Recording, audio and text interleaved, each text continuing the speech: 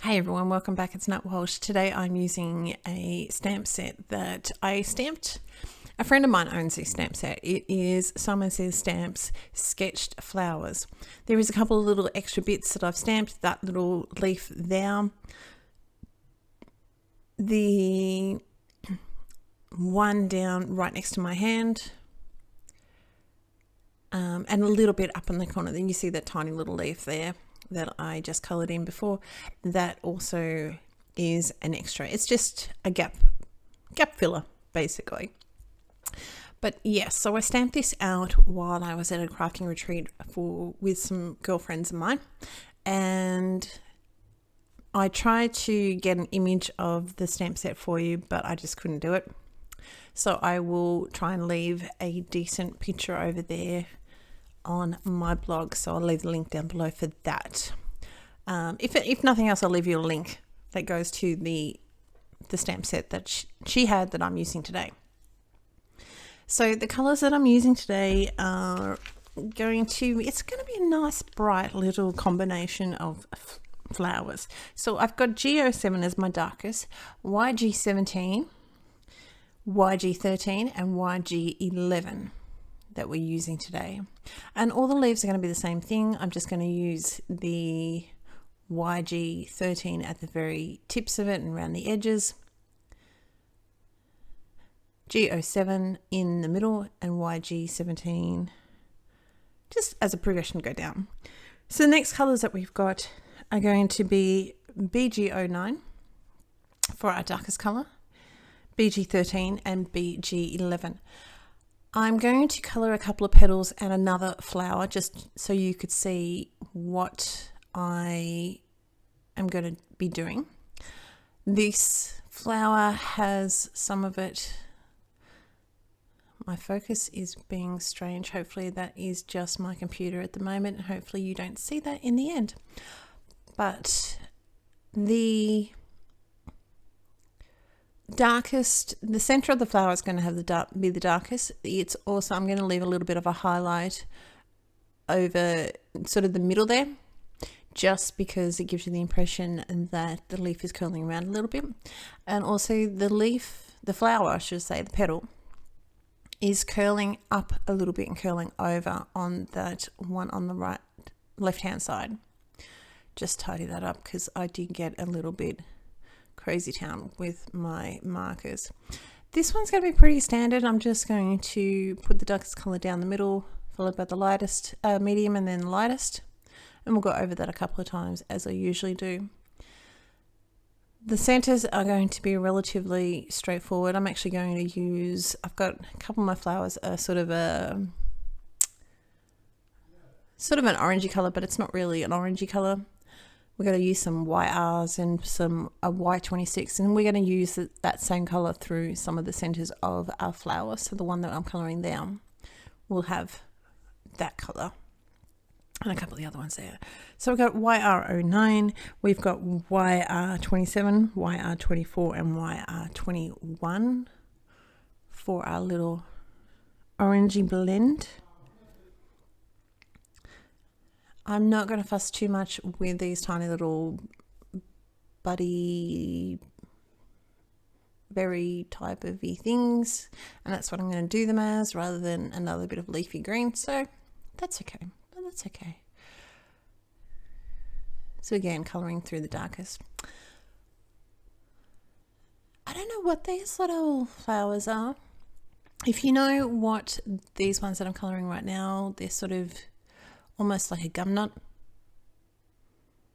but I'm assuming it's another little rose that's yet to fully come out. But then I don't know, it's drawn a bit differently, so I don't know, but that's okay. And we're going to colour the same one on the other side, so we have a little bit of unity through the whole lot. So it's nice bright. So yes, so sorry you didn't see me stamp this all out, but I stamped it and coloured it at a craft retreat, and I thought, let's stamp it out again. It'd be something a little bit different, and we don't get a lot of Simon Says stamps over here because of the distance. It can be quite that hard. So I've jumped ahead a little bit, and I've coloured the rest of the flower with a blue green and the other mystery flower. Let's just call it a mystery flower. That's it. It almost looks like a gum nut. The same colour is going through those centres. So it's YR09 and YR27, not the Y26 I told you earlier. But that's okay. This is where we got our Y26. So we got Y26, we have Y17, Y13 and Y11. Now there's not too much really, because this is a bird's eye view of these flowers. It's not too much room for colouring, especially when you've got 4 colours to blend out, but that's okay. I'm just trying to leave the darkest colour right in the centre and working my way out to the lightest. There's not much I can really tell you about what's happening lately. A couple of weeks ago we went to Bendigo for From Picture to Page Bendigo show, which was my first time in Bendigo. If for my American friends or even some Australians that not live here in Melbourne, Bendigo is basically north of Melbourne. It's roughly around about 2 hours north. But it was lovely. There was a lot happening in that little town. I suppose it's not really little, but it's not a huge city town either. But they used to have some of the gold mines out there. And so we went to the Gold Mine Hotel, which strictly speaking is meant to be is like a pub, but it's no pub that I've ever seen before. So it was really, really lovely. The food was, oh my gosh, drool worthy. I had a pork belly. We all had entrees for our main course because we decided we wanted dessert. And so we had entrees. We had, what were they? It was polenta chips, but it was polenta and something else.